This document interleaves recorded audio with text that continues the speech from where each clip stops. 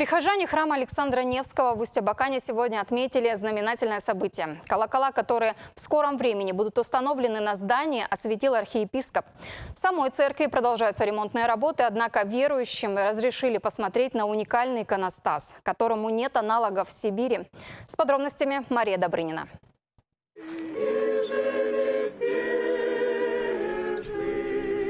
Невзирая на летний зной и будний день, прихожане храма Невского нашли время, чтобы вместе отметить столь знаменательное событие – чин освящения. Молитву у 9 колоколов провел архиепископ Абаканский и Хакасский Иоаннафан. Звучание главного церковного ударного инструмента проверили здесь же и даже разрешили гостям примерить на себя роль звонаря.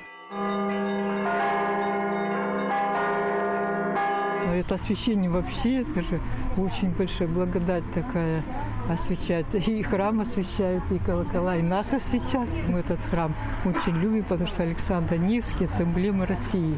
Особенно прихожан впечатлил иконостас. В его в честь знаменательного события впервые показали. Это уникальное сооружение из фарфора, которое не встретишь ни в одном храме Хакасии, да и Сибири. Его стоимость более 3 миллионов рублей. Делали иконостас по индивидуальному заказу в Екатеринбурге. Совсем недавно алтарную перегородку доставили в Усть-Абакан. Когда создавали иконостас, да, правда, очень, по-моему, еще в прошлое даже разговор у нас был о том, что как он создавался, высота не просто так. То есть здесь мы рисовали человека, так как было задумано, что будет непосредственно на куполе лика Божьей Матери, естественно, чтобы человек его мог видеть. Потом плюс вот это вот большое пространство над алтарем между иконостасом создает хорошую акустику, скажем, будет службу хорошо слышно.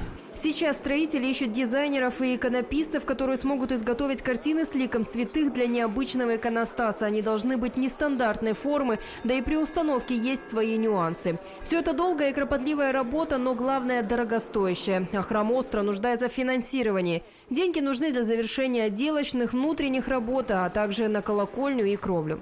Большая часть проекта уже выполнена, поэтому церковь обращается ко всем, кто может помочь. Ведь православные верующие отмечают 800-летие со дня рождения Александра Невского.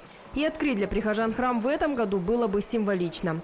Пожертвования можно перевести по номеру расчетного счета, указанного на экране, а подробную информацию получить у настоятеля храма отца Сергия. Мария Добрынина, Никита Сигай, Вести Хакасия.